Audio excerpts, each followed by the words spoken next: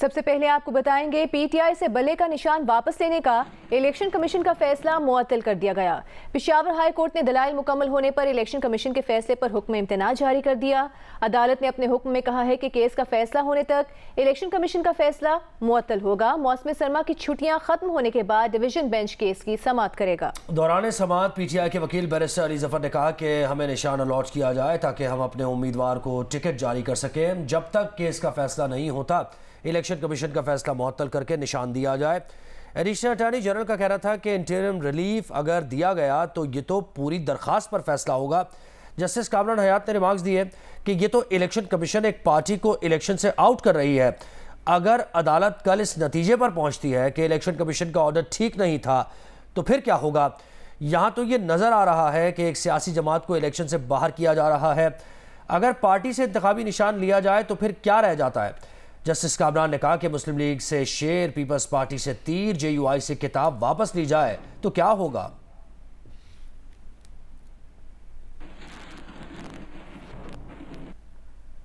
तहरीक इंसाफ के रहनुमा बैरिस्टर गौहर का कहना है कि आज अदलिया ने सिर्फ बल्ले का निशान ही नहीं बल्कि मुल्क के 25 करोड़ अवाम का अदलिया पर एतमाद बहाल किया है। इलेक्शन कमीशन को हुक्म दिया गया कि वेबसाइट पर पीटीआई का सर्टिफिकेट अपलोड किया जाए। उम्मीद है कि अगली समाअत पर इलेक्शन कमीशन का ऑर्डर खत्म हो जाएगा।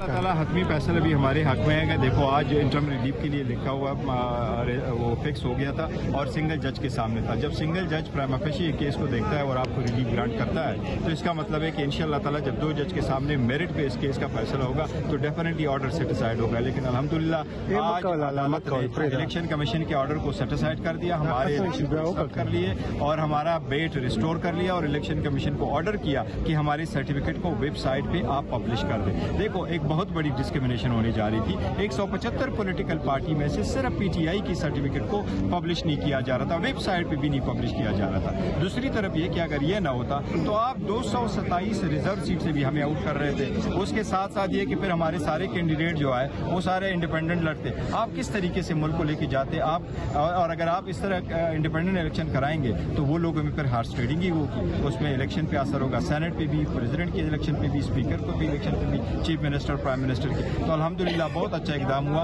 अदलिया मैं समझता हूँ आज उन्होंने 25 करोड़ अवाम का एतमाद अदलिया पे बहाल कर दिया। सिर्फ हमारा जो असेंबल है वो रिस्टोर नहीं।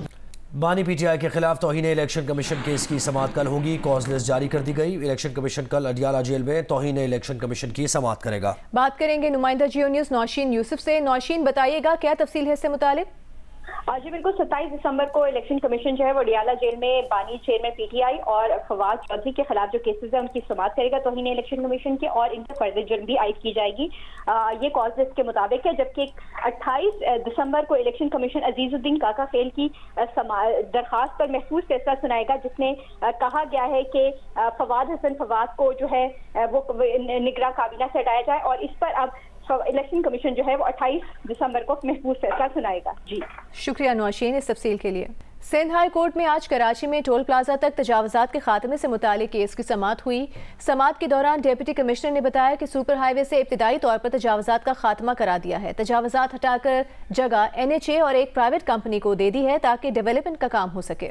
एक जानिब अदालत को बताया गया है कि तजावुजात का इब्तदाई तौर पर खात्मा कर दिया गया है, लेकिन तजावुजात का खात्मा सिर्फ कुछ मकामात से किया गया, मगर अब भी दोनों जानिब पथारे, आरजी दुकानें, झोपड़ियाँ मौजूद हैं। इसकी तफसीलात हमें देंगे नुमाइंदा जियो न्यूज़ दानियाल सैयद।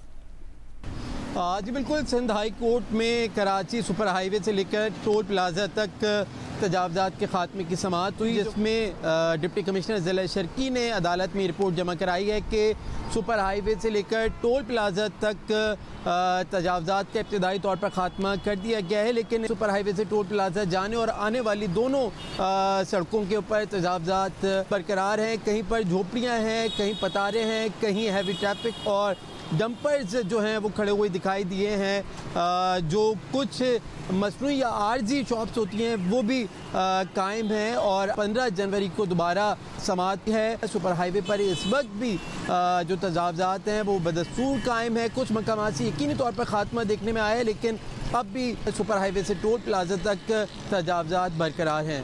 जी ऑस्ट्रेलियन ओपनर उस्मान ख्वाजा फ़लस्तीनियों पर होने वाले मज़ालिम के खिलाफ डट गए। उस्मान ख्वाजा ने ICC का दोहरा मयार अयां करने का बीड़ा उठा लिया। गुज़श्ता रोज़ दुनिया के मुख्तलिफ क्रिकेटर्स के बैट पर लगी तस्वीर सोशल मीडिया पर पोस्ट की।